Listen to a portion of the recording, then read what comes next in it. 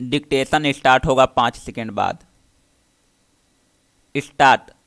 साथियों, यह बात निश्चित है कि इस प्रजातांत्रिक व्यवस्था की कई मर्यादाएं हैं।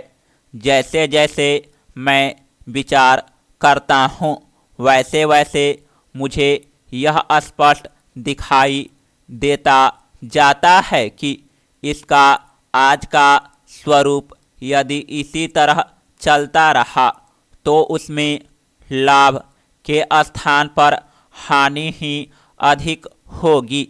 आज इस विज्ञान के युग में यह बहुत कुछ जीर्ण शीर्ण हो गया है, काल से परे हो गया है। इसको जड़मूल से बदलना ही होगा। इसका स्वरूप हमने पश्चिम से लिया है। वे लोग इसे एक विकसित राजनीतिक विचारक मानते हैं, परंतु सच कहूँ तो मुझे यह बिल्कुल अधकचरा विचार लगता है। इसे चलाया किसने है? मैं तो कहूँगा कि जिन लोगों को आपस में मिलजुल कर रहना नहीं आता और जो राजनीति में पिछड़े हुए हैं, उन्होंने ही यह चलाया है। यूरोप में भी लोगों के बीच आपसी खींचतान चली और बाद में स्वयं के द्वंद्व युद्ध में उन्होंने धीरे धीरे पूरी दुनिया को झोंक दिया, राष्ट्र स्थापित किए और सिर्फ एक यांत्रिक औपचारिक लोकतंत्र खड़ा कर दिया। क्या यह विकसित राजनीति है? बिल्कुल नहीं। इसमें तो बहुत कुछ शोधन और परिमार्जन करना होगा। यदि सही अर्थों में प्रजातंत्र लाना है तो केवल हमारे देश में ही नहीं, सारी दुनिया के प्रजातंत्र का आज का पूरा स्वरूप ही बदलना होगा। हमें यह अच्छी तरह समझ लेना चाहिए कि हमारा देश नया पैदा हुआ बच्चा नहीं है।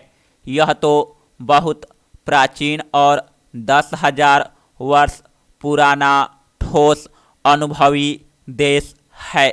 वेदों के समय से लेकर एक स्वस्थ सुनिश्चित संस्कृति अनवरत यहाँ फलती फूलती रही है।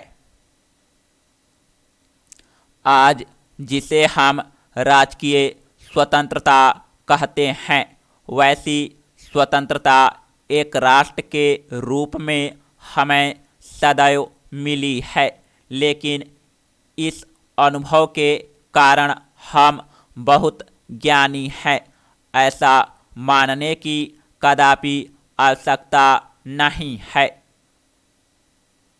पश्चिम के राष्ट्र विज्ञान के मामले में पिछले 200-300 वर्षों में बहुत आगे बढ़ गए हैं। वहाँ विज्ञान का बहुत अधिक विकास हुआ है।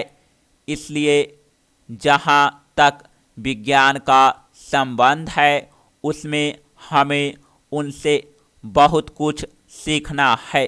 विनम्रता के साथ जो भी सीखने योग्य हो वह सीख लेने की हमारी तैयारी होनी चाहिए।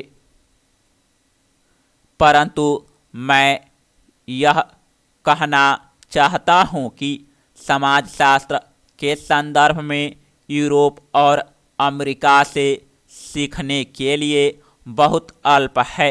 वे लोग हमसे बहुत कुछ सीख सकें, इतना अनंत अनुभव भंडार हमारे समाज में भारी पड़ा है।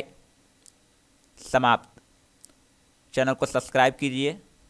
लाइक कीजिए वीडियो को और अपने दोस्तों को भी शेयर कीजिए।